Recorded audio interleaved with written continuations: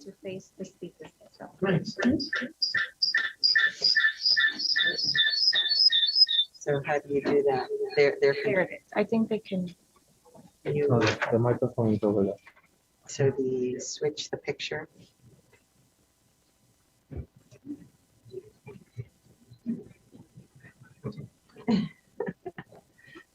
Try gallery, what happens? Whoa, look at that. It's great when it works, right? So good evening, everybody. And I know that there is a great group of people here, most of whom are actually employed by the county. So we wanted to just let you know, those of you who are not employed by the county, that you have a really great group of people here to provide you information and answer your questions and take your ideas. So if we could, we'll go around and introduce, but I just would like anybody who is actually not with the county to identify themselves first, if you would be willing. So who wants to start? But you know, and then we have a very large virtual audience. Hi, virtual audience. I understand we have 30 plus people. 46 right now. 46. Woo!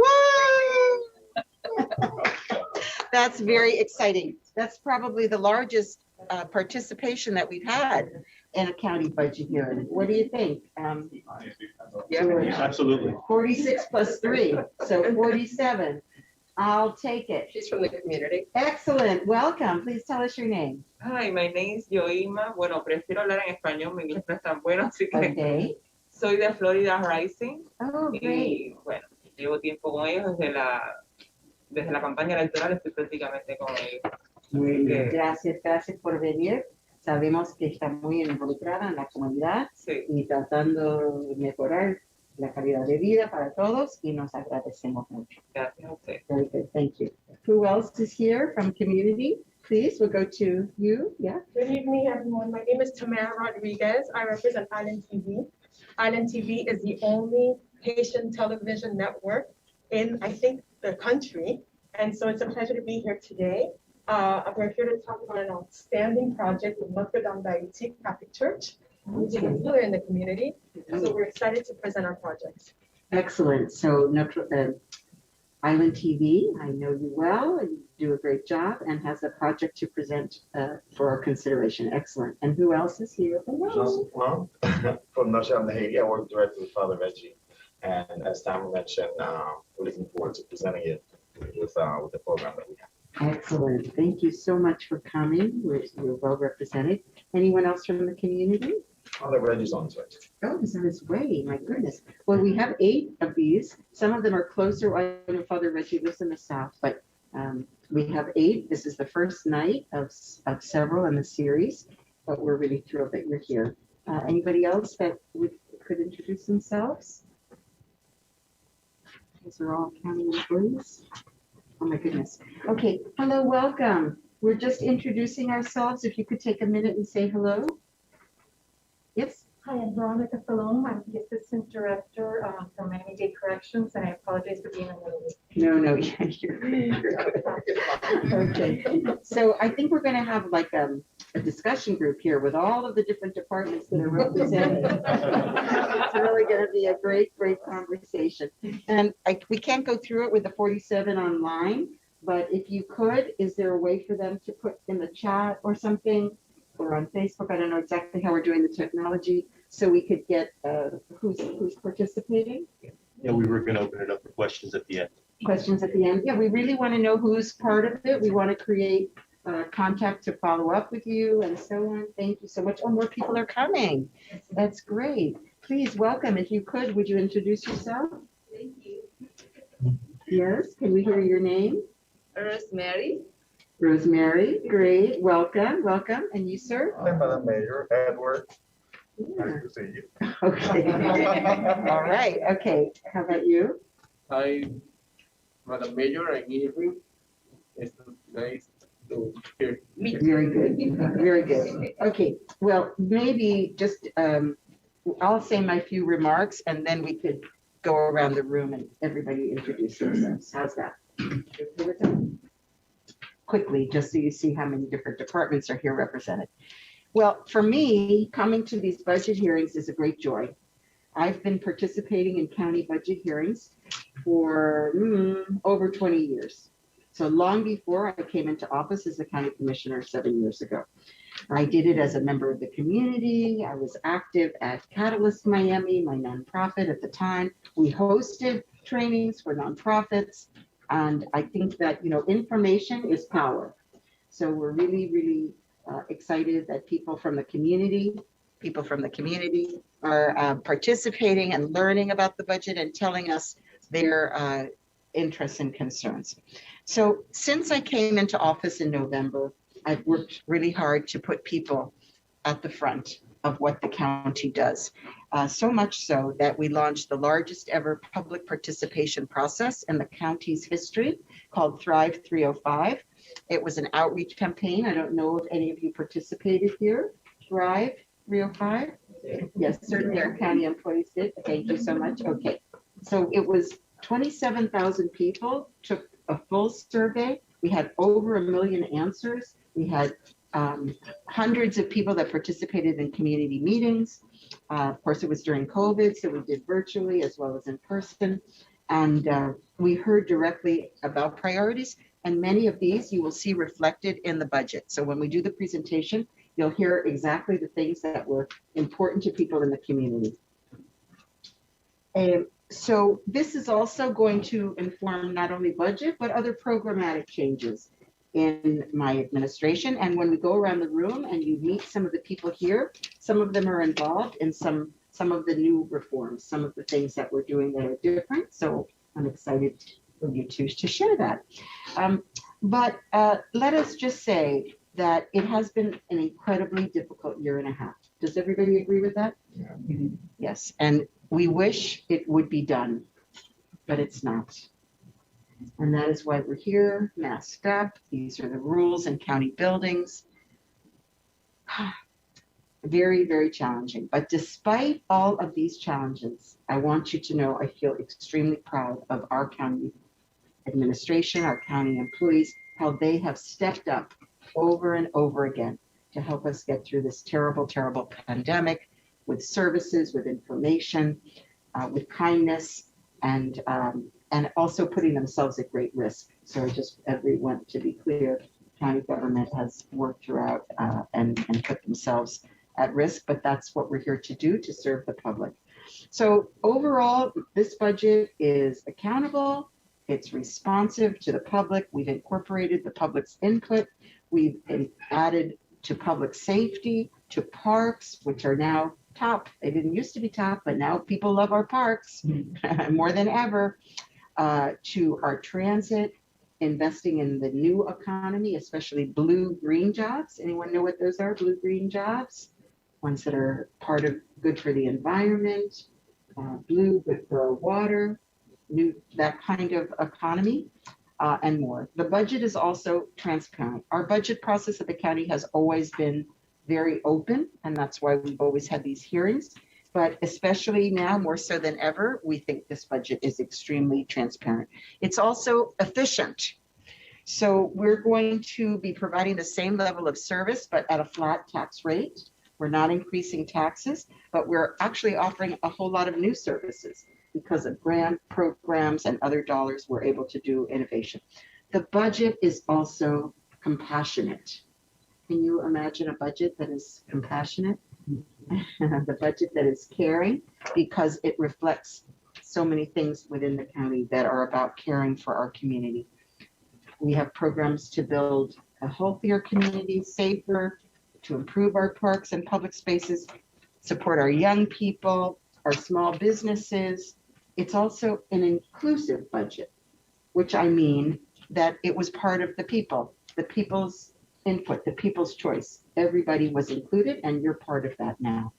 So looking ahead to this new year, which starts October 1, our fiscal year, October 1, we will have an opportunity to transform not just our economy, come back stronger than ever, but to invest in our residents, in our small businesses, in our infrastructure, and that will build future prosperity and resilience. So I'm very excited to build a brighter future and for your input today. I'll be here for part of the time, then I'm going to go to another budget hearing, but you have the best of the best in the room. Yo tengo unas palabritas en español. I don't know. Are you understanding? Yes. You're good? Okay, we'll skip the Spanish. Anybody on the line? Okay, we will let us know. We don't have simultaneous translation, right? Nothing like that. No, okay, something we could think about, but okay. That is my introductory remark. I'm going to turn it back to you, but I would like to go around and just make sure everybody can introduce themselves. But does anyone have any questions for me? If it's about details in the budget, wait, but anything else?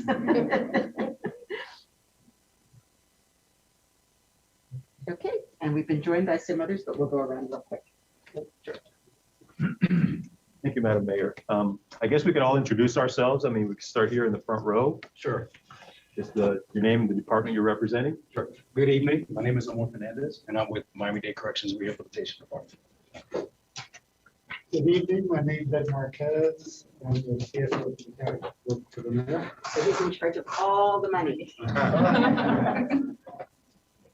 Hello, my name is Margaret Brisbane, and I am the Director of the Information Technology Department. Good afternoon, everyone. My name is Mariela Brand, and I'm the Director of Community Engagement for the Mayor. I'm Pat Morris. I am also in the Office of the Mayor. I am the Director of Civic and Philanthropic Partnerships. Can they hear on this? Okay, good. Good evening, my name is Joanna Servon. I'm the Chief of Staff to Marilyn Cava. Good evening, my name is Gus Knopfler, and I'm the Vice Chair for this department. Good evening, I'm Eugene Hodner. I work for the Department of Regulatory and Economic Resources. Good evening, my name is Andrea Muniz, and I'm the Communications Director for Port Miami. Good evening, I'm Edson Mendoza, and I work for the Forest Preservation. Area. Hi, good evening. My name is Marina Garcia, and I'm with Miami-Dade Animal Services. Hi, good evening, everyone. Jose Espinoza from the Board of County Commissioners. Veronica Salom, I'm with Miami-Dade Corrections. I'm an Assistant Director of Management. Hello, everyone. I'm Ray Baker, Director of the Miami-Dade Public Libraries. Welcome to the Westchester Library.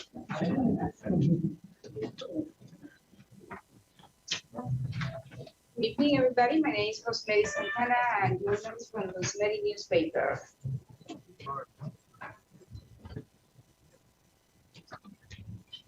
Okay. Good evening, everyone. My name is Ted Wermena. I'm with Rosemary, and I'm on physical artists. Good afternoon, everyone. Rick Scammering, Miami-Dade County Community Action and Human Services Department.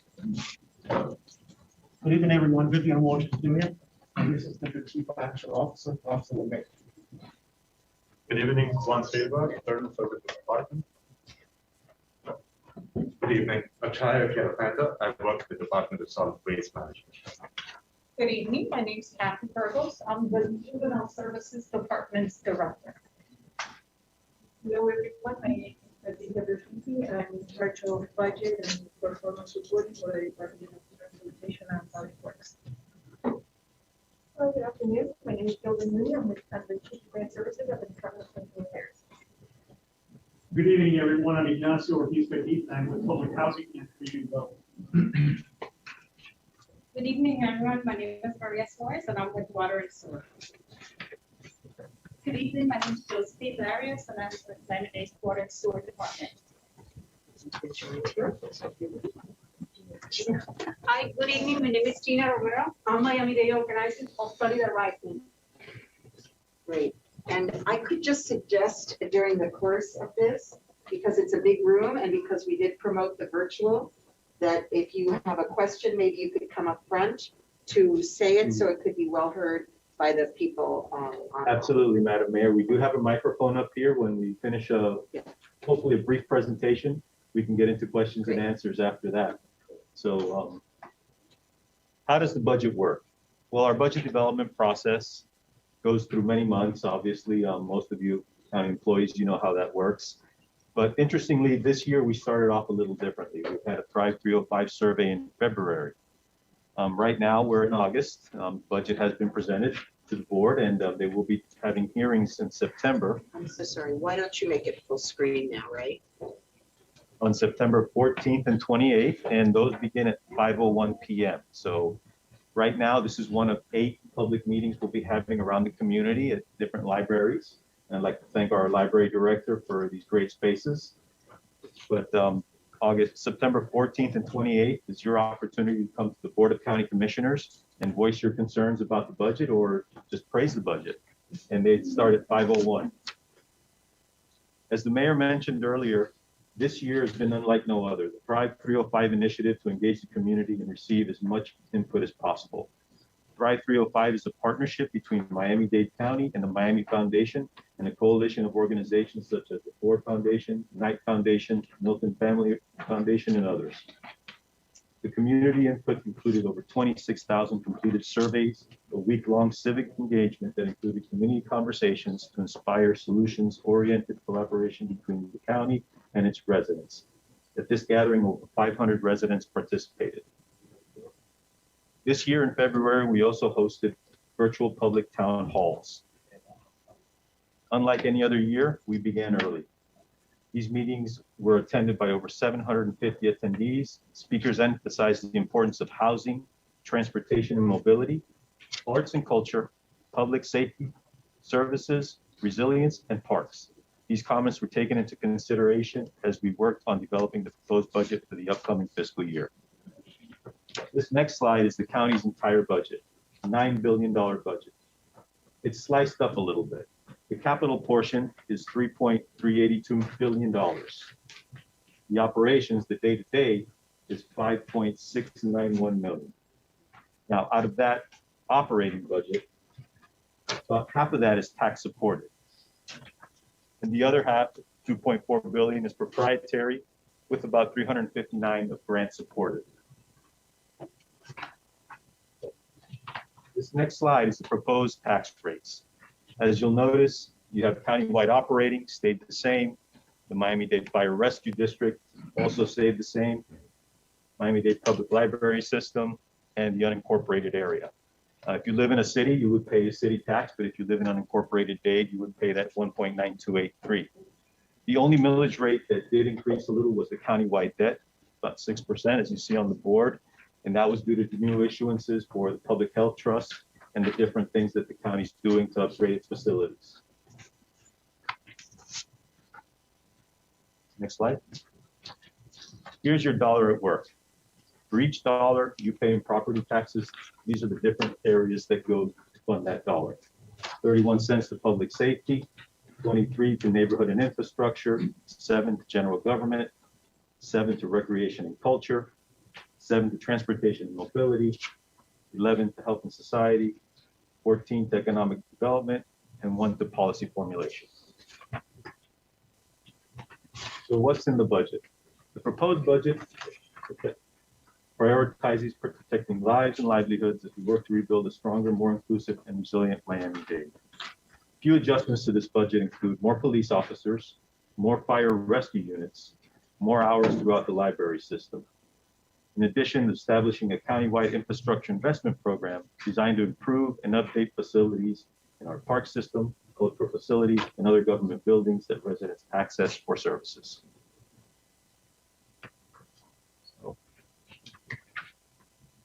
Pillars of the 4 E's. Given the input received from the Thrive 305 planning process, 4 emerging priorities from the community have been identified. These priorities cut across all of our strategic areas. These 4 emerging priorities areas are equity, engagement, economy and environment. What do these categories mean and how will they guide us? For example, equity, we want to ensure that all residents and members of our workforce are included in all aspects of life in the county, regardless of who they are, especially when it comes to service delivery. The priority of engagement emphasizes the importance of community involvement and ongoing input. It centers a community that trusts government and has timely access to data and information in order to obtain services and influence decision-making at the county. As the community continues to and recovers from the pandemic, supporting a growing and inclusive economy that creates jobs and invests in local talent while spurring innovation and investment for the jobs and assets of the future is of critical importance.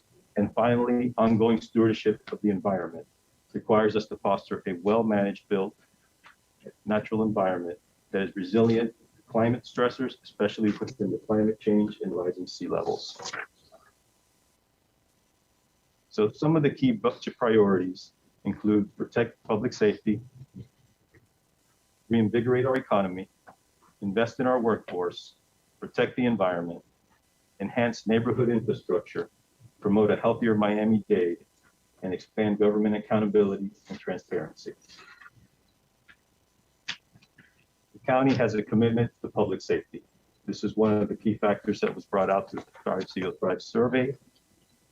And there are several things, for example, the Peace and Prosperity Plan that was put together this year under the leadership of the mayor, through funding from the FTX Arena naming rights deal, along with complementary and additional funding sources that address underlying causes of gun violence and poverty in Miami-Dade County. The annual strategy includes programs that have immediate impact on high-risk youth. The plan includes the Fit to Lead program, the Miami-Dade Police Department Youth Athletic Mentoring and Innovative and Turnaround Police Academy, Summer Youth Internship Program, Safe and 305 Community Grants and Public Safety Toolkit for Neighborhood-Based Violence Prevention, and Project Greenlight that cameras in key areas.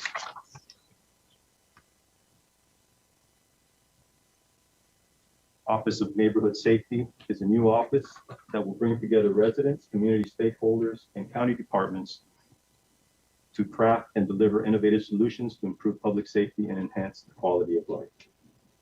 Miami-Dade Police Department also has several programs in place to deter gun violence. We're adding 42 additional police officers this year. There is funding for intelligence analysts, forensic services, and more video cameras and license plate readers and hotspots to solve crimes and reduce violence. And we are investing in strategic innovation in high technology crimes unit to deploy state-of-the-art technology to combat violent crimes and identify emerging threats and cyber criminals. Miami-Dade will also deploy 3 new rescue units to expand coverage in our growing community. And additionally, we will sponsor another $1.3 million for trap and neuter release resources for the county. Now, reinvigorating our economy. We're investing in small businesses.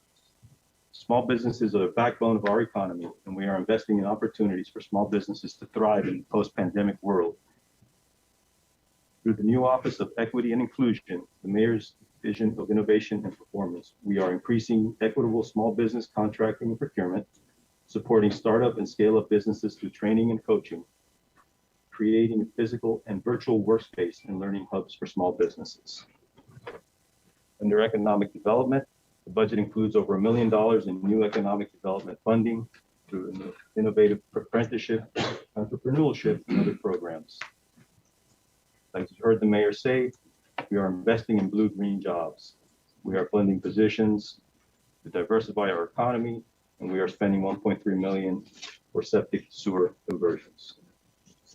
Early childhood and learning development, the budget includes over $3 million to provide low-income children and families with enhanced preschool education.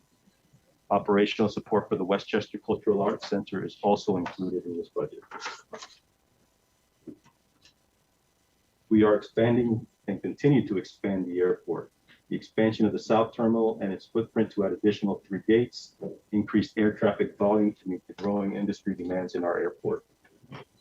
We are investing and continue to invest in our seaport. To prepare the port to receive larger ships, the department will add up to 5 new post-Panamax gantry cranes, bringing the total number of cranes to 17. We are investing in our workforce.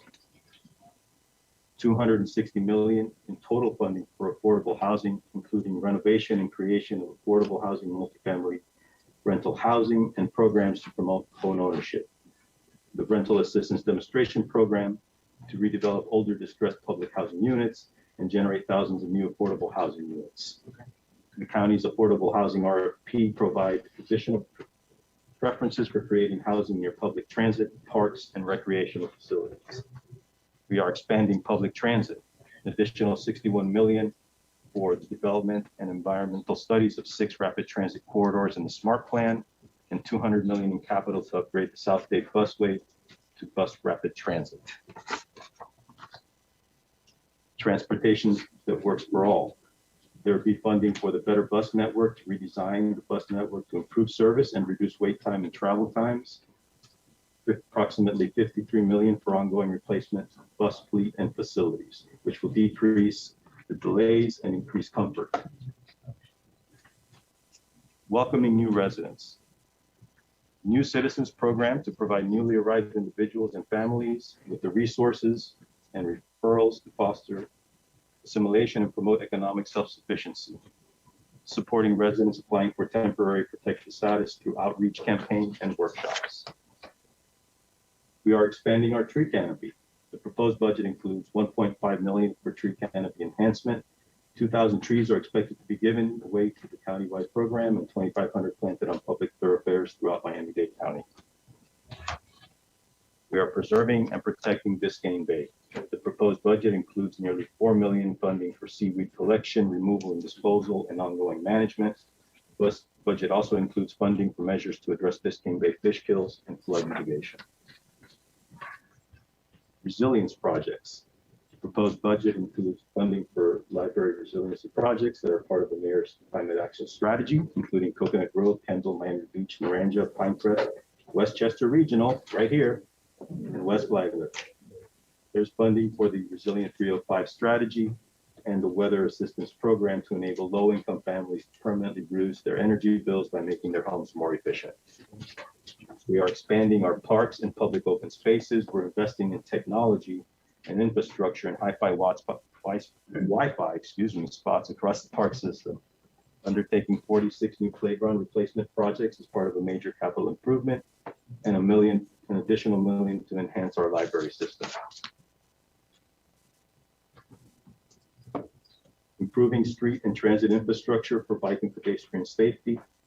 The Vision Zero program will fund $15 million in enhancements countywide to eliminate traffic fatalities, including new signals, protected bike lanes, bike paths, ADA ramps, guardrails, and much, much more.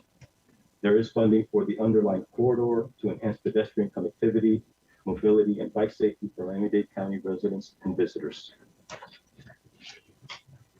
Now, promoting a healthier Miami-Dade. Our COVID response, vaccination, and outreach. That has touched probably everyone in this room and then on. You know, the innovation and performance and community engagement teams in the mayor's office helped to build and scale a community-wide vaccination program. With a partnership with faith leaders and businesses and launching the We Can, We Will, Our Best Shot, and I Did It campaigns to promote COVID messaging and vaccines. We've achieved over 85% vaccination rates for residents 12 and older. The best in the state. Thank you, Mayor.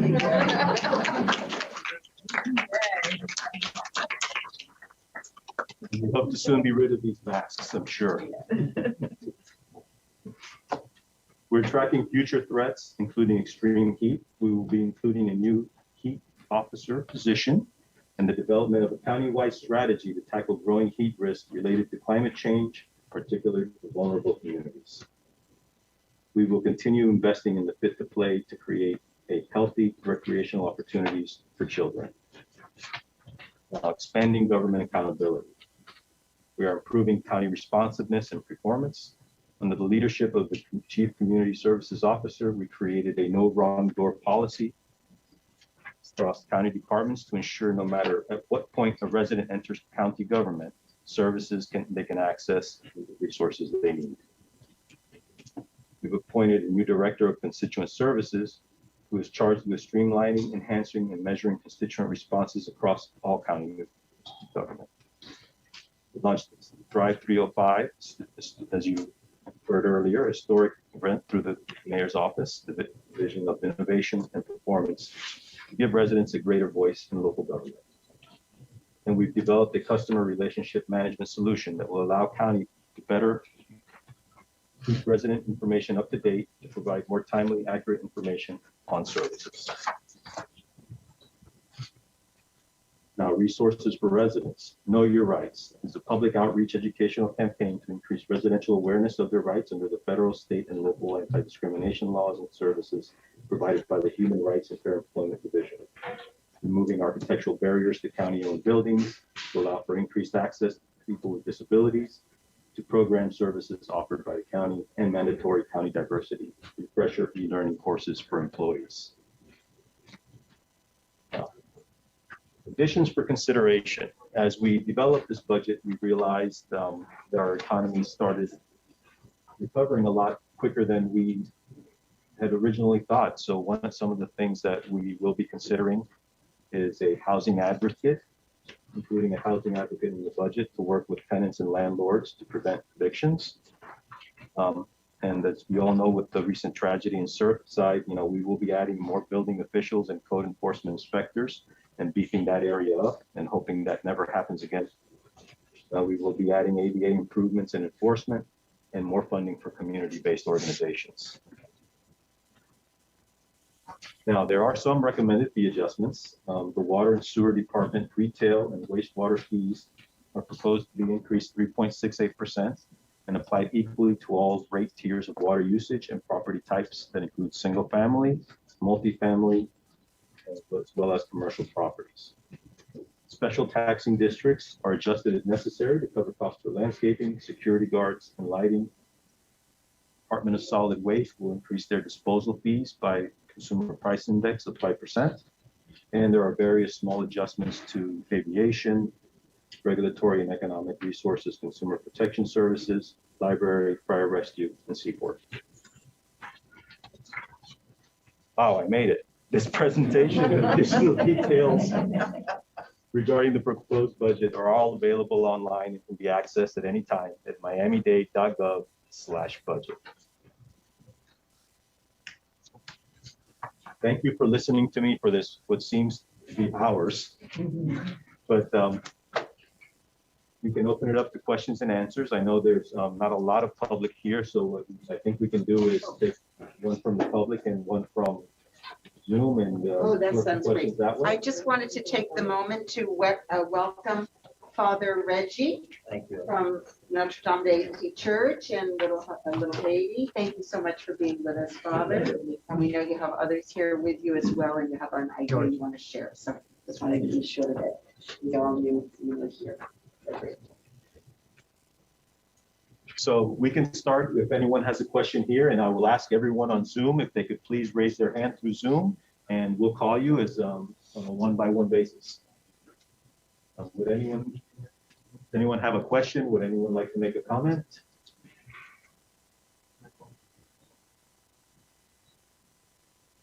So we have 4 people on Zoom with their hands up. I'm gonna call upon Sue.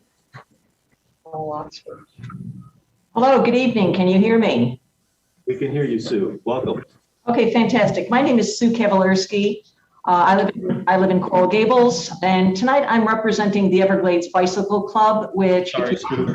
I hate to interrupt you, but if you could give your name and address for the record, I'd really appreciate it. Sure. It's Sue Kavalerski. I live at 6830 Gratian Street, Coral Gables, Florida, 33146. Tonight I am representing the Everglades Bicycle Club. For those who don't know, the Everglades Bicycle Club is Florida's largest and oldest bicycle club. We represent hundreds of cyclists in Miami-Dade County.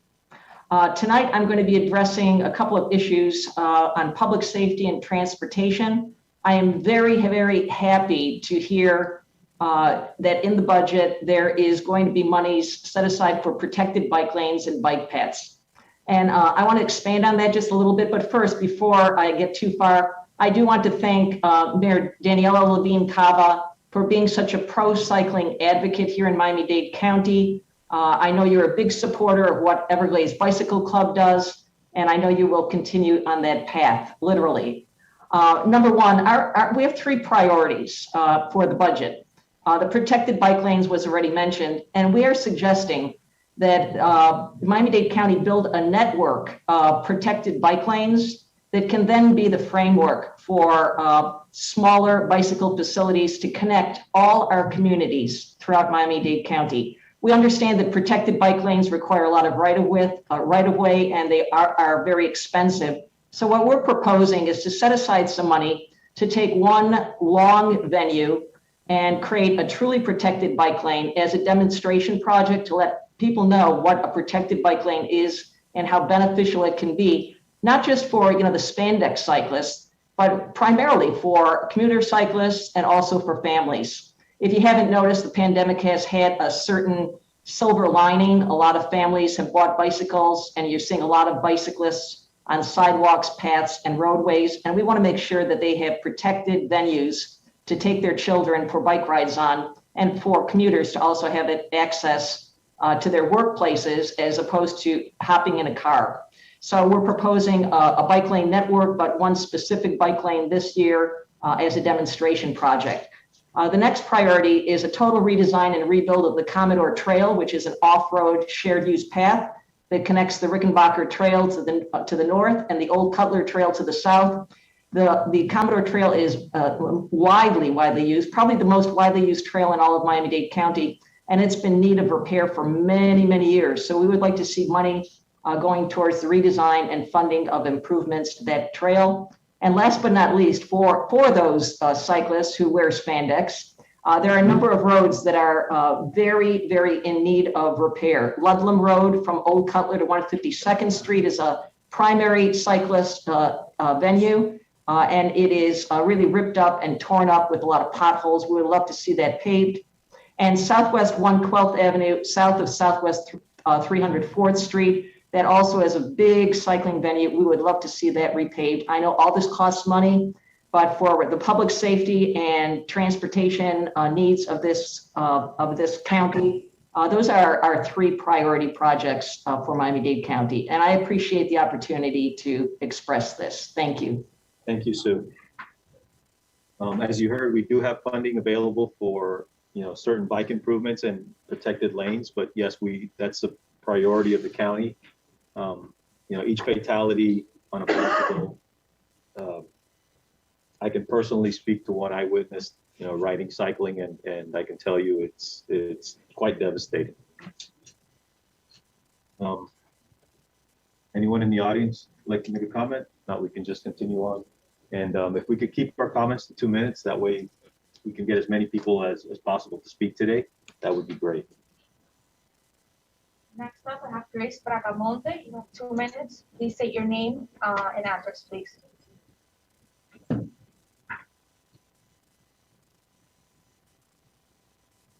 Grace Bracamonte. Grace Bracamonte, please unmute yourself. State your name and address for the record.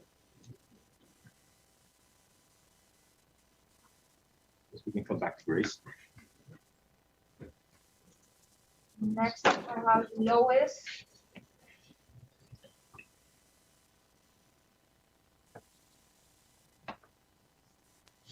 Hello, good evening. Can you hear me?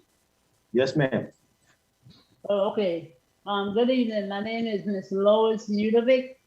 I live in Phillips Whitley Apartments. My address is 1701 Northwest 2nd Court, Miami, Florida, 33136. I'm speaking on behalf of Miami Worker Center. I'm speaking on behalf of Tenant Bill of Rights because I'm a tenant and I've been mistreated in my building. The building is unsafe. The code is not up to date. The situation that gates are broken, elevators are broken. All the people in my building are dying because they don't have no access to help. Because we had asked we are supposed to the landlord, and the landlord have a situation like this case. She brushed it off. So I'm speaking on behalf of Miami Worker Center, asking please to fund this program, Tenants Bill of Rights, because I believe as a tenant in this building, we have rights to live safely and happy and have no situations. That's why I'm asking y'all to please fund this program, because there are a lot of tenants out there right now that don't have nowhere to stay, especially with evictions right now. that we know since the pandemic, a lot of people are getting kicked out, and that's not fair to us. So I'm asking you to please fund this program, Tenant Freedom Rights. At least we have somewhere to go to know that we're not gonna be left out or we're gonna be homeless because no, they discriminate against us or they're gonna retaliate because they feel like we shouldn't complain about them and we have to hold them responsible for being in charge of a building. And I think that's not fair to us if we're not being heard because we live in places that's not safe. So I'm asking you to please fund this project, and I really will appreciate it. Thank you for letting me speak. Can I reply? Just 1 second, Lois. Our mayor would like to reply. Okay. Oh, yeah. So this is definitely the reason that we are proposing in what will likely be our so-called change memo to include a housing advocate that comes out of the Tenants Bill of Rights that we learned about through your efforts. And hopefully, you know, let me just say something. I'm not sure you were very specific on this point, George. So I propose a budget, but the commission approves a budget. So you're here today for a workshop to learn about the budget, give your ideas. If you want, and what you're saying will be written down and shared with the commission. So they'll have a chance to get your feedback in writing. But it is also very beneficial if you have a point of view, as you are saying, if you can come to the full budget hearing with the commission, also write letters to the editor, also get on radio shows, whatever it is, to make sure, and obviously this is an organized effort for many who are struggling with the difficulties of housing in our market. Our housing is really in a terrible state with the price going up, conditions not good, and many, many people struggling to find housing that is decent that they can afford.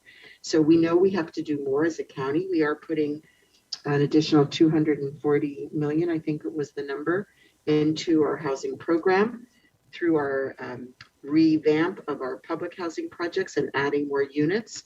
We're going to be able to add in the vicinity of 15,000 units in the next couple of years of the housing that people can afford. That's not enough to meet the need, but it's aggressive. The city of Miami and others have to do the same. So we're very much aware of the challenges and want to be proactive. I also want to mention for Sue Kowalski about bicycle infrastructure and bicycle priorities, that we have a new transportation and public works director who does prioritize bicycles and mobility. And so we want to encourage advocates also to meet with the director and talk about their issues so that it can get into the planning for, and we are hopefully going to have a very robust bicycle program with the new director. Thank you. Thank you, Madam Mayor. Next to speak, I have April Broadhead. April, if you can state your name and address, you have 2 minutes to speak.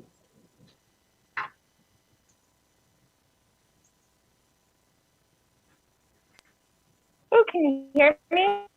Yes, we Okay, can awesome. hear you.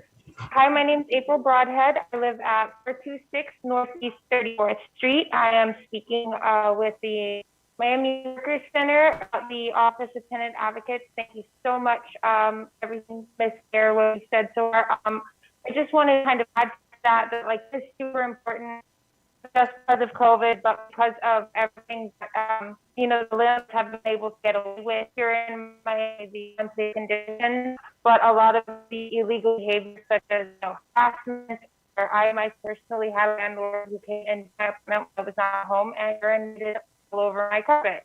The same landlord keyed my car, and, you know, there's just a whole lot of stuff that there's no one holding the landlords accountable, and without this office, things will continue to happen. And if these things are happening to me, a sassy, strong, independent female, I just wonder what's happening to, you know, the people that are more vulnerable, or the people who are here maybe and are undocumented or working on becoming documented, that need a safe place to stay, that need these things, that, you know, their landlord is taking advantage of them and bullying them. And you know, we definitely need someone to hold all of these people accountable. And the Office of Tenant Advocates, I think, is the best idea for that. Great, thank you, April. As the mayor mentioned, you know, we will have a housing advocate. So hopefully that will help ease some of those concerns. Next up to speak, I have Adrian Maldives. Adrian Maldives, you have 2 minutes to speak. Please state your name and address. Hello, my name is Adrian Madriz. I'm he, him, his. I live at 1990 Northwest, 4th Court, apartment 11, Miami, Florida, 33136. And the main thing that I want to do is first thank the mayor for creating a significantly better budget than I think we've ever seen in the Miami-Dade County's history. I'm really loving the fact that we have created the Office of Neighborhood Safety and support for households reflected in funding priorities, especially the Office of the Tenant Advocate, which has been mentioned multiple times. Really appreciate that. As well as the support for Resilient 305 strategy, the Sobering Center, the septic to sewer conversion for low-income neighborhoods, the Community ID program, and Children's Savings Account incentives. All of those different things are excellent to have. One thing that I really wanted to focus on is to make sure that we are continuing to support everything we can regarding sea level rise and climate change resilience. And I know that the American Rescue Plan has allocated about $15 million to supply and preserve affordable and workforce housing, as well as $3 million to assist homeowners facing mortgage foreclosure. We do ask that when the tenant advocate is created, that $500,000 of these funds be dedicated to establishing that office. And in addition to that, I also know that as part of the ARP, there's $5 million to achieve energy security for the county's households. And we'd love it if at least $1 million of that could be allocated to the Community Action and Human Services Department's Home Rehabilitation Grants Program, which allows $40,000 in critical repairs for low-income homeowners throughout the county. One other thing that I wanted to mention regarding housing is we would like to see $1 million allocated for permitting and impact fee waivers for small to medium multifamily affordable housing developments that dedicate at least 25% of their units to 60% AMI or below. And I know that that's something relatively new in terms of what you could be considering, but we do feel it is particularly important, especially for the organization that I work with, which is a community land trust organization called Struggle for Miami's Affordable and Sustainable Housing. We found that developing these smaller irregular sized lots, most of which are offered through the infill housing program, have significant infrastructure barriers, which cost a lot of money in order to be able to overcome. Sometimes you're looking at spending $100,000, $150,000 just in getting all of the sewer and the roads. Thank you very much for your comments. The time was up. Next up to speak, we want to. Yeah, thank you. Okay. Thank you very much, Adrian, for your thoughtful comments. And I know you've had a chance to meet with Mr. Liu and others about many of these good ideas. I do want to say that the weatherization program is exactly what we had in mind in the budget, in the American Rescue Plan, as well in the existing budget, not the future American Rescue Plan. We've put money aside to start the SELF program, which is for lower income homeowners to be able, without interest, to get money to make resilient type home repairs. So that has been proven successful in Jacksonville and other places, and is in the proposed budget already. It's called SELF. As far as costs for preparing property and whatnot for development, to, you know, a very good point, and something that we could look at as well in the American Rescue Plan as part of making affordable homeownership, making sure that we have some dollars to write down those upfront costs. So thank you for that. Thank you, Madam Mayor. And just to add to that, you know, the county is consistently looking for grants for these types of things, Yes, with affordable housing, weatherization grants. So, and we will continue to do that aggressively. We have Grace Bracamonte back. Grace, you have 2 minutes to speak. Please state your name and address for the record. Can you hear me? Yes, we can hear you, Grace.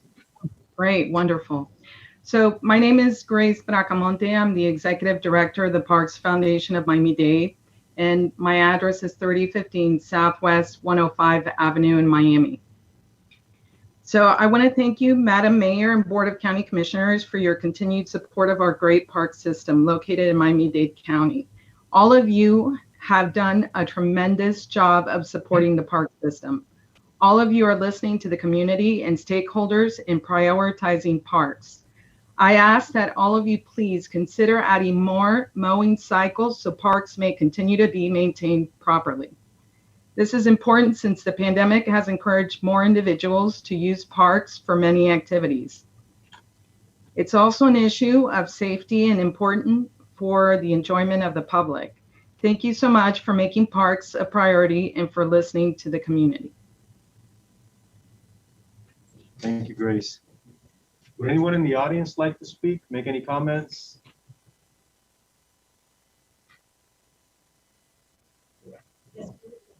Yes, please. Come on up. Microphone up here if you'd like to come up front.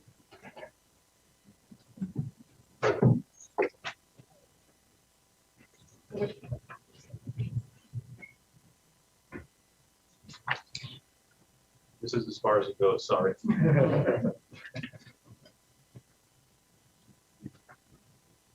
The same way, if you could start with your name and address for the record. 2 minutes. My name is Father Reginald Jean-Marie from it's R-E-G-I-N-A-L-D, Jean Marie, J-E-N, hyphen M-P-R-Y. Yes. My name is Father Reginald Jean-Marie, R-E-G-E-I-N-A-L-D, Jean Marie, J-E-N, hyphen M-P-R-Y. I'm the pastor of the Church of Notre Dame, the Haiti Catholic Church in Little Haiti. And I would like personally to express my gratitude to you, Madam Mayor, for this great opportunity, and especially for the high recognition and esteem that you have been afforded earlier. I am accompanied with Ms. Tamara Billiard and Jean Souffrant, and we represent not only Notre Dame, but the Piato Leadership and Learning Center. So Notre Dame has been in existence for the past 40 years. And we have been a community that's more than just a church, but a lifeline community center. As has been journeying with the community, not only spiritually, but also in terms of education, accompanying the elderly, providing social services in many ways. As you know, Little Haiti is one of the most neglected areas in Miami. And we have a fountain of youth, a great intergenerational community composed of elderly pioneers as well as a lot of young people. And what we have been witnessing for the past years is that many young people have been falling down into different traps. And by not being able to develop their potential, to be what God calls them to be. And so therefore, we have developed a very powerful program by having a lab, a computer lab center, or composed of 60 computers, where we find a way that we can provide a way out to the young people instead of taking it out. Especially all the major SAPs being developed in Little Haiti, 4 major SAPs. And what we don't want to happen with our people is to only come to have a broom in the hands to the floor or being a security guard all the time. Because we have people that can develop their potentials, the manager, the coding, and do a lot of things if we begin to train them today. So that's what we are trying to do now, trying to develop that state-of-the-art lab computer science where we can teach them coding, digital marketing, as well as different other programs so that we can form leaders for tomorrow and also create an economic engine for the future of the community of Little Day. And we are partnering with Island TV, which is basically the Caribbean TV for not only Miami, but also for all the Caribbean. And that's a way for us to promote the programs and also to motivate more people to be part of this program. And that's basically, we have a budget and we have a proposal that we would like to submit to you in the next coming budget so that we can be part of this great initiative of the mayor so that we can develop our community and provide to our people a way out in Canada.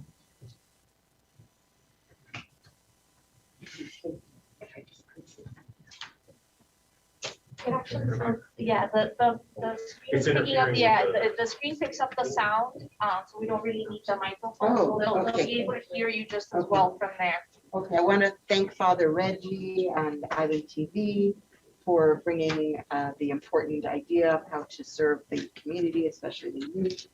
And I want to introduce you to Pat Morris, who's part of my team. He's our civic philanthropic partner director, and Maria Legrand, who directs community engagement. And the two of them would like to talk with you after about some of the ways that we can help you to move forward with your program. Thank you. Thank you. Okay, so from Zoom, the next person that we have is Deborah Diaz. Deborah, you have 2 minutes to speak. If you start with your name and address for the record. Deborah Diaz.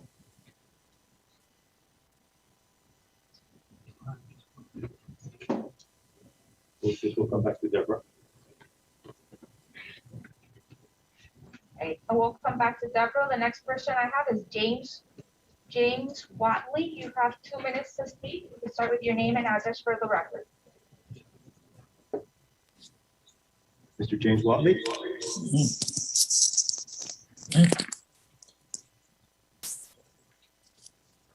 Hey, my name is James Watley. I reside at 1217 Northwest 2nd Avenue, Bovertown, 33136.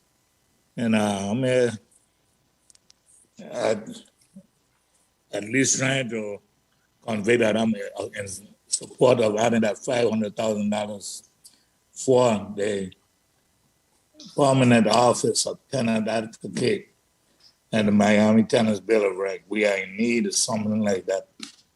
You know, I have been through some horrifying times as a tenant, and I'm quite sure I'm not the only one. And not knowing where to go, where to turn to, and how to do it, you know, it's really devastating. And an older person like myself, I'm a senior citizen, combat soldier, and you know, I have limited income. I try my best to pay my rent and so forth, but I don't get no respect from the landlord. And they want me to make sure that I have my rent on time and the amount that they're supposed to get in turn. They don't want to do their obligation in fixing and maintaining these buildings. And we need someone that can really talk for us, you know, to stop the displacement and the derogatory way to talk to people.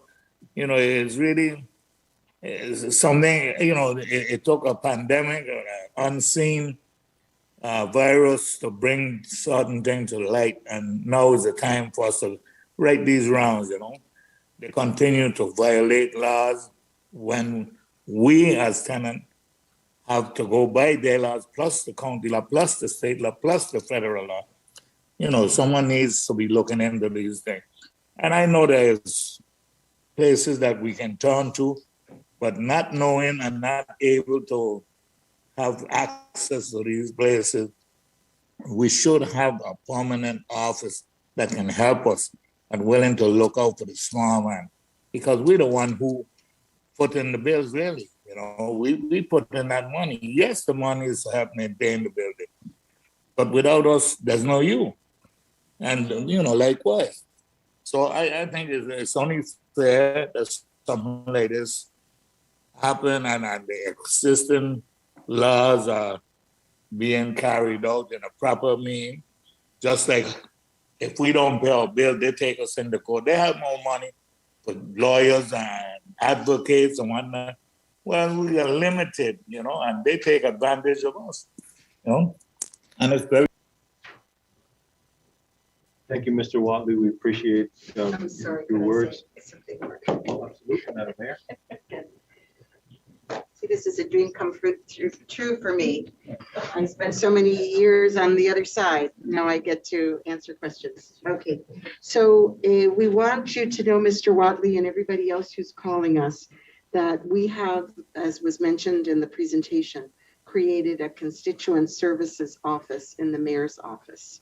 And we have a no wrong door philosophy, meaning that if you call one place and they're not able to help you in the county, they're going to try to find you the place that can help you. So no matter which door you go through, you're going to get help. A lot of these are not services that the county does itself directly, but we can advocate, we can connect you to other programs. And so our main number for help in my office is 305-375-5031. You know, we need to get a better number, but right, we should get a simpler number. Let's work on that. 305-375-5031. And we will work hard to help make sure you are directed to the right place to get the help that you need. But again, housing is a very, very big challenge. We need to build more housing that is decent and affordable, and we're going to work hard to address that.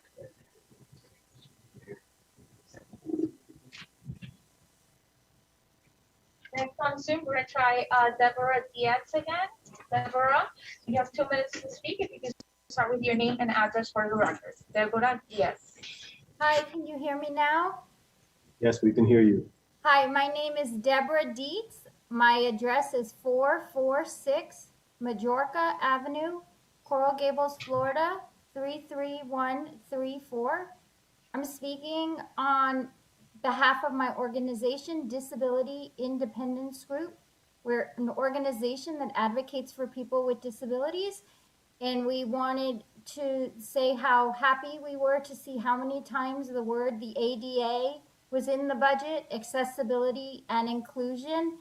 And we are very excited to see how that moves forward and build on the success that we had during the pandemic, where people with disabilities were allowed to call the county and request accommodations to be able to get vaccination shots or testing at home. It was wonderful. And the second thing we'd love to build on is what we're seeing tonight, which is this form of hybrid meetings. It has been such a positive outcome from the pandemic that people with disabilities can participate with remote access, and we hope that continues moving forward. So we want to say that we're in support of the mayor and what she's doing, and look forward to see how it improves and increases in the future. Thank you so much. Thank you, Deborah. Next on Zoom, we have Norma Uriostegui. Norma, you have 2 minutes to speak. Please start with your name and address for the record. Norma? Hello? Yes, hello, Norma. We can hear you. Hi, I apologize for that. It was literally the moment I got up. Okay, my name is Norma Uriostegui. I live at 12071 Southwest 1st Street, Miami, Florida, 33184. I'm a housing organizer with the Miami Workers Center. We work with tenants and working class people to develop their leadership. Whew. I'm so sorry, I'm out of breath like from running over here. But we work with tenants and working class people to develop their leadership and support them as they organize around issues affecting their daily lives.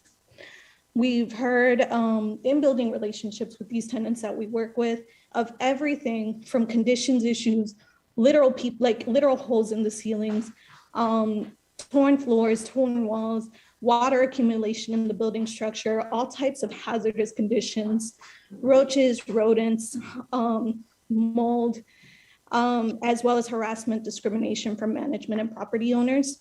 Things like no cause evictions, legally displacing families within a month's time, all sorts of things that affects tenants, specifically vulnerable tenants, working class tenants, poor tenants. And they all have one thing in common, which is that they have nowhere to go and no one to turn to when they're dealing and facing these conditions. There's absolutely no accountability for landlords that have them living in these types of conditions, right? People that are paying their rent, people that are doing what they need to do to be in a safe and habitable home and not receiving that in return. Oh.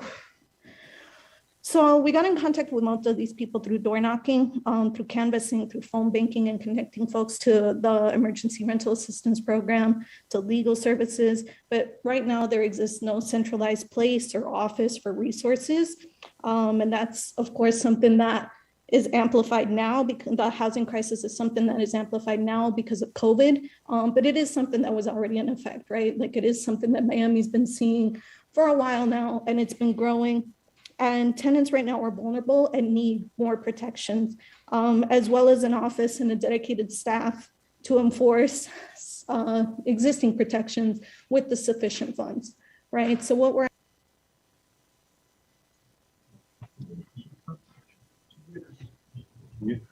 Norm, I think you muted yourself. I don't think I had an option to do that, but it's okay. But yeah, so we're asking for this Office of the Tenant Advocate, this dedicated staff to enforce it, to enforce existing protections and existing laws for tenants. We're asking for sufficient funds, sufficient staff for that office with a pilot program of at least $500,000 in the county budget, as well as a plan to increase capacity to be able to fit the demands, fit the need that currently exists in Miami-Dade County. So definitely want to see those funds increased. And want to see just protections for the majority of people in Miami, which are renters, which are working class people. Thank you so much for your time. Thank you, Norma. Thank you for your comments. Is there anyone in the audience that would like to speak, just to come back this way? Nope. Back to Zoom. Next on Zoom, we have Kevin Keane. Kevin, you have 2 minutes to speak. If you can start with your name and address for the record. Kevin? Yes, good evening, everyone. My name is Kevin Keane. I live at 15103 Southwest 146th Avenue in Miami, Florida. I represent B&D Engineers, which is a local SPE company, engineering company here in Miami-Dade County, as well as the Miami-Dade Architect and Engineering Society. I'd first like to thank Mayor Cava for her service and support of Miami-Dade County, as well as the engineering community. I also want to mention that I'm a huge supporter of her stance on gun violence in Miami-Dade County, as well as her support of additional services for crime support and police. I was just wondering if there are any more details regarding upcoming projects related to addressing our aging infrastructure in Miami-Dade County, specifically our roads, our water and sewer. I know she mentioned the program for the septic tank conversions, as well as drainage in Miami-Dade County. Thank you for your time. And I'd like to also send our prayers out to the Surfside community, as well as those soldiers and families that are in Afghanistan. Prayer for their safe return back home. Thank you.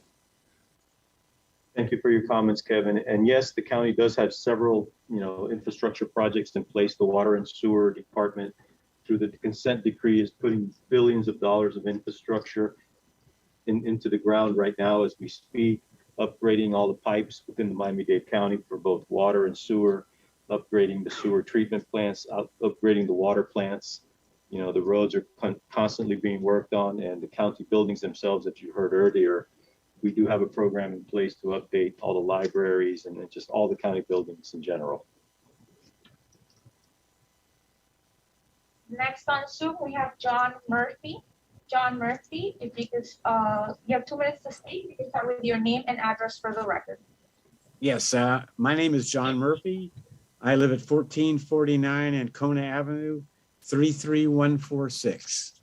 My name is John Murphy. I'm a professor at the University of Miami, and I'm not here to advocate for a particular project, but for a way of dispensing information and money. For the last year at UM, we have had a project on participatory budgeting, and we've been working and training local people at the grassroots level in the process of budgeting and this process of participatory budgeting. So what we think is important, what we'd like to have in maybe future budgets is some money set aside for participatory budgeting so that local communities can assess their communities, come up with some proposals, and really have a good chance of having these local projects funded. So that's what we're asking for. So thank you. Good night. Bye. Yep. Thank you, Mr. Murphy. Mayor? Yes, thank you. I'm a big proponent as well of participatory budgeting. And we are going to be adding in our peace and prosperity plan some projects on neighborhood stabilization. They will be very small grants. It'll be a beginning. That office is just moving ahead right now. And but part of the funding from the FDX naming of the arena is going to those projects. We also will be designing a new nonprofit funding process. This will again be approved by the Board of County Commissioners, but I am proposing additional dollars to go into that. And I would certainly be happy to make some of that a more participatory process. So something that we can look at doing. So completely agree with you. And it is something that in most cases is going to require board review. These neighborhood projects through neighborhood revitalization have already been approved. So God willing, we'll be able to do at least that moving forward. Thank you. Next on Zoom, we have Lindsay Kane. Lindsay Kane, you have 2 minutes to speak. If you could start with your name and address for the record. Hi, can you hear me? Yes, ma'am.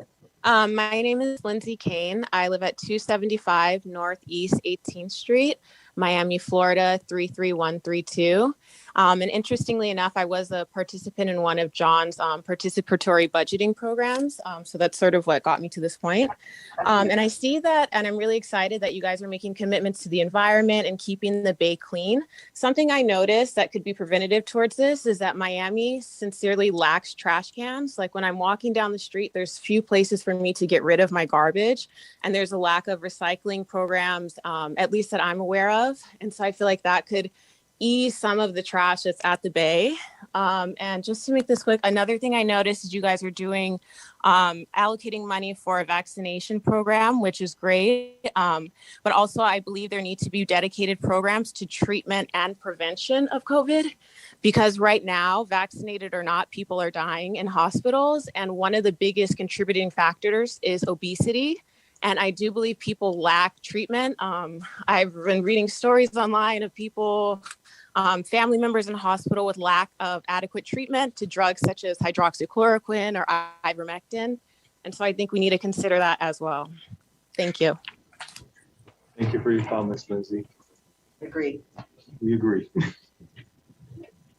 Next up on Zoom, we have Rachel Prestipino. Rachel Prestipino, you have 2 minutes to speak. If you could start with your name and address for the record.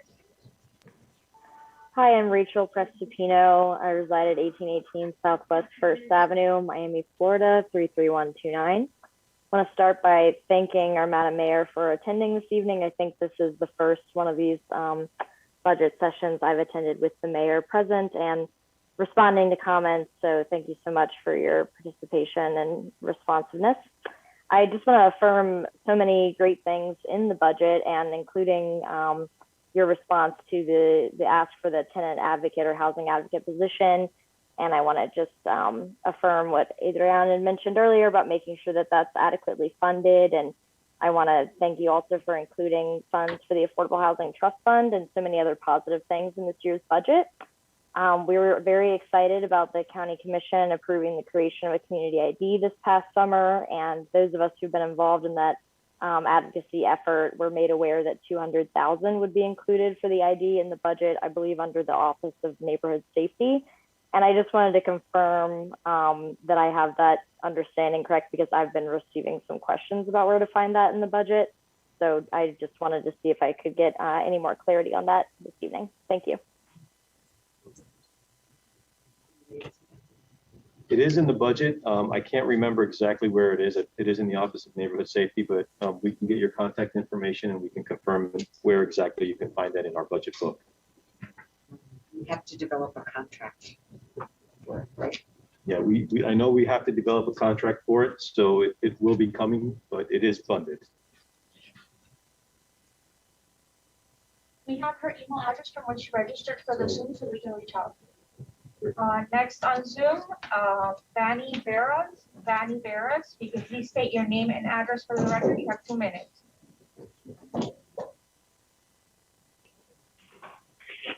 Hi.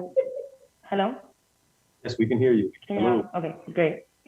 So my name is Vanny Veras. My zip code is 33155. And I just want to, I'm a housing organizer with the Miami Worker Center. And first and foremost, want to just say thank you to the mayor for considering, having an office for the tenant advocate and including that in this year's budget. And I'm here today because I just want to, continue to enforce points that have been made tonight by some of the tenants that we organize with about the urgent need for an office of a tenant advocate and for the tenant bill of rights as well to be passed here in Miami. Through my work organizing with tenants, I've connected with over 100 folks really in the past month, folks who've been living in all types of really just inhumane conditions with, mold, roaches, rats, holes literally in their ceiling, like just ridiculous conditions, folks who've been harassed, women who've been sexually harassed and assaulted by their landlords, undocumented folks who have been threatened with their migration status, folks who have been bribed, being told that if they don't pay a certain amount of money, they would have their locks changed, all types of horrible things that landlords have done to tenants that I have, met and been in community with, that I have worked with and struggled with.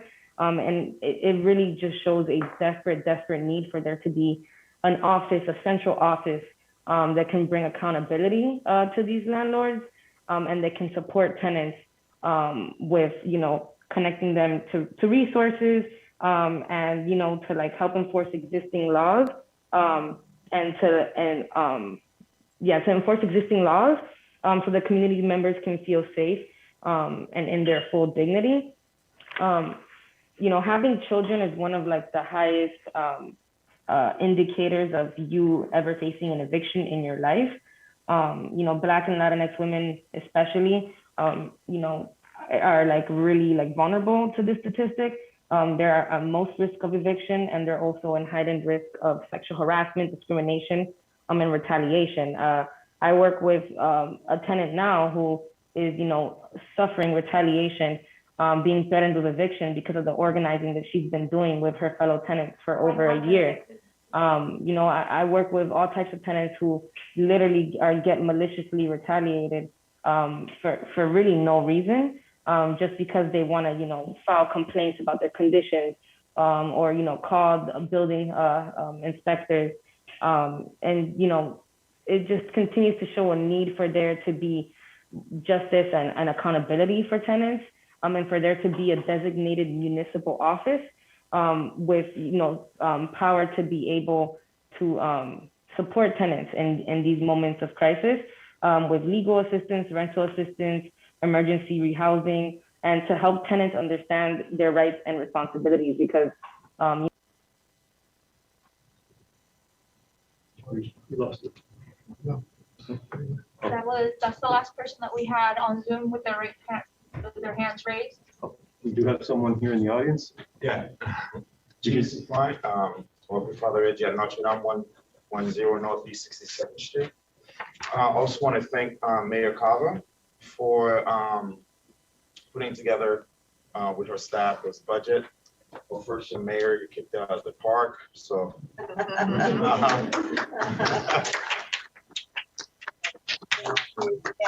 So you were born to do this, by the way. I've known you for a long time. In particular, I want to thank you for the peace and prosperity part that's in the budget. My only concern about that is, with the county or cities and municipalities, the way to get to those grants sometimes get a bit stringent, and how to get to them, and the way to get to them, and how to apply for them. So I'm hoping that, especially for us, who's going to be applying, that the processes will be easier, that it won't be too difficult to get applications or to be able to get the funds that are available. And also maybe a point of clarification, with the county budget, do the districts have a separate budget? It is overall all the county or different for district? Interestingly enough, just to play off of the Peace and Prosperity Plan, each commission district does have a small allocation of funding that can be used for those initiatives. So each commissioner does have a piece, but aside from that, the commission offices do have funding available for different programs that they fund in their districts as well. If I could, first of all, thank you for your kind words. Let's hope that they go to commissioners' ears, because they are the ones voting on the 14th and the 28th. So we need your support. The last part, the commissioners have roughly $1 million at their disposal to do community investments. As well, in the American Rescue Plan, we're proposing to allocate $2 million to each commissioner. We were thinking for infrastructure projects, roads, that sort of a thing. For example, Commissioner Monesteem has expressed an interest in focusing on some road repairs that are very much needed. That's not that much money when you start building things, but there's that.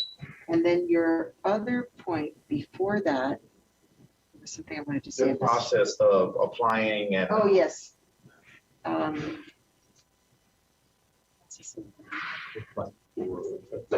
yeah, to TPS.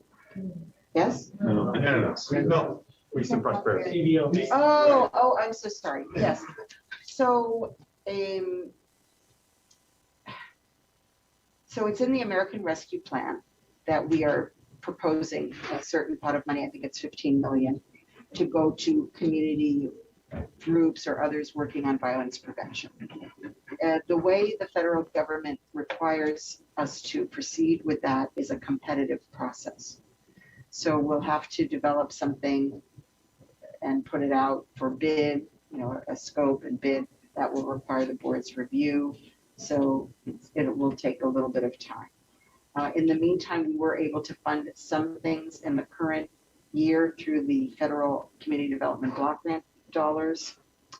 And then I mentioned those neighborhood revitalization funds. Those are already in the budget, and we do have to develop a process for how we will get those out. Anything else about that? And Mayor, I think we have one more person on Zoom that would like to speak that just raised their hand, so we'll move over to that. We have Zaina Al-Su. You can please state your name and address for the record. You have 2 minutes to speak. Hi all, thank you, and thank you for pronouncing my name correctly. I really appreciate that. My name is Zaina Al-Su, and I live at 8920 Northeast 2nd Avenue in El Portal. And I am an organizer with the Miami Workers Center. I mostly wanted to extend a extremely warm thank you to Madam Mayor for this budget. We can really tell that you really listen to the community. We've been a part of the Thrive 305 process. We've come to the meetings. Since I've moved to Miami, it's by far the most transparent and participatory process that I've observed.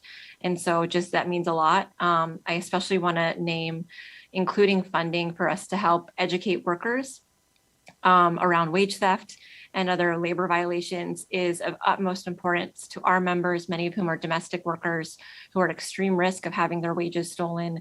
So I wanted to say thank you for including that in your budget proposal.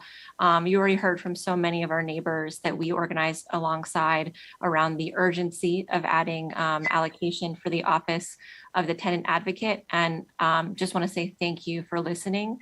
And again, for being so open to feedback from the community about what the community needs. And so I won't repeat what's already been shared. I mean, you heard it directly from tenants themselves about what they're dealing with on a daily basis.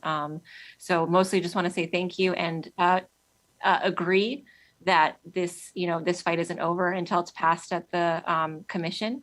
And so we'll definitely be there as well and sharing these stories at the budget hearings. So thank you again for your time, for listening, and for being a collaborator with the grassroots. Thanks for your comments. Okay, thank you for that.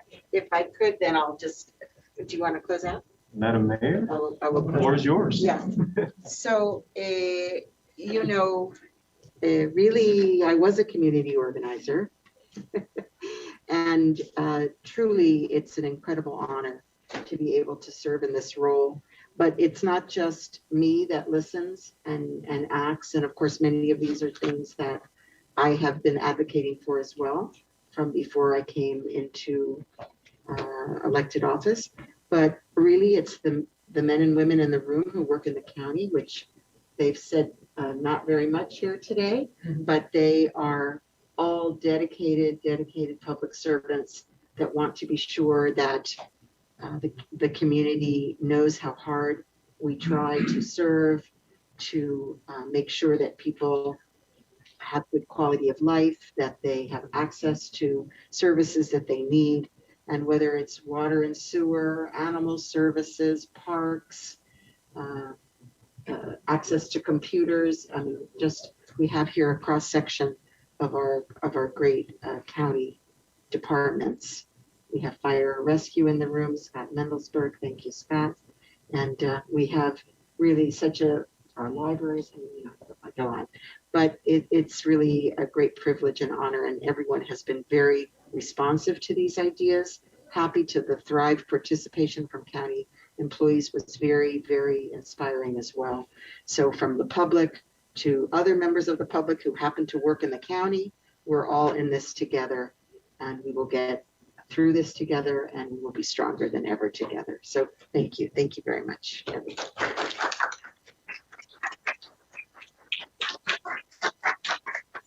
Also our office budget, thank you. Thanks, everyone. Thanks for coming this evening. Yeah. Thoughts and concerns. Have a wonderful evening.